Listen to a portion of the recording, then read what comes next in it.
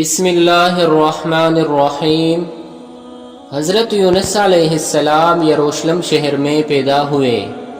وہ نیک انسان تھے اور ہر وقت لوگوں کی بہتری کے لیے فکر مند رہتے، اس لیے اللہ تعالیٰ نے ان کو اپنا رسول چن لیا اور انہیں نینوا شہر کے سرکش لوگوں کی ہدایت کے لیے وہاں جانے کا حکم دیا۔ نینوا پہنچ کر حضرت یونس علیہ السلام اللہ کا پیغام لوگوں تک پہنچاتے رہے۔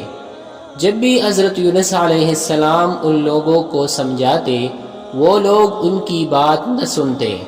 حضرت یونس علیہ السلام نے ان کو بار بار سمجھایا، برے کام چھوڑ کر نیک کام کرو اور اللہ تعالیٰ کے عذاب سے ڈرو، لیکن ان نافرمانوں نے اپنے طریقے نہ بدلے۔ تو حضرت یونس علیہ السلام ان سے بالکل ہی مایوس ہو گئے۔ انہوں نے نا امید ہو کر ان لوگوں کے لیے عذاب کی بد دعا کی اور دل شکستہ سمندر کی طرف چل پڑے۔ وہاں ایک کشتی سفر کے لیے تیار کھڑی تھی۔ آپ علیہ السلام کشتی میں سوار ہو گئے۔ کشتی روانہ ہوئی تو شدید طوفان آ گیا اور کشتی ڈوبنے لگی۔ کشتی والے نے کہا کہ ضرور کوئی مسافر اپنے مالک سے بھاگ کر آ کر گیا ہے۔ جب کوئی نہ بولا تو اس نے کہا کہ سب مسافروں کے نام کی پرچی نکالو اور جس کا نام نکلے اس کو باہر پھینک دو، ورنہ سب ڈوب جاؤ گے۔ 3 دفعہ قرآن اندازی میں بار بار حضرت یونس علیہ السلام کا نام نکلا تو آپ علیہ السلام نے سوچا کہ میں بھی تو اللہ تعالیٰ کے حکم کے بغیر نینوا بستی چھوڑ کر نکل آیا ہوں۔ یہ سوچ کر حضرت یونس علیہ السلام نے سمندر میں چھلانگ لگا دی۔ اسی وقت ایک بڑی مچھلی نے انہیں نگل لیا اور وہ اس مچھلی کے پیٹ میں پہنچ گئے۔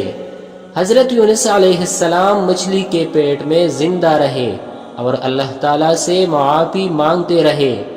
حضرت یونس علیہ السلام نے اللہ سے فریاد کی، یا اللہ، بے شک آپ کے سوا کوئی معبود نہیں، کوئی حامی مددگار نہیں۔ یا اللہ، آپ تو ہر عیب سے پاک ہیں، بے شک میں ہی ظلم کر بیٹھا۔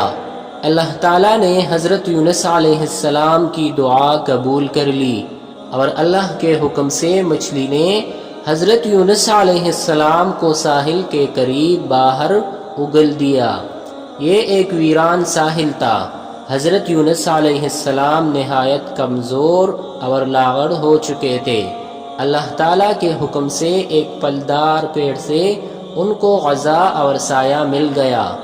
آہستہ آہستہ ان کے جسم میں طاقت آنے لگی۔ اللہ تعالیٰ نے انہیں واپس نینوا جانے کا حکم دیا۔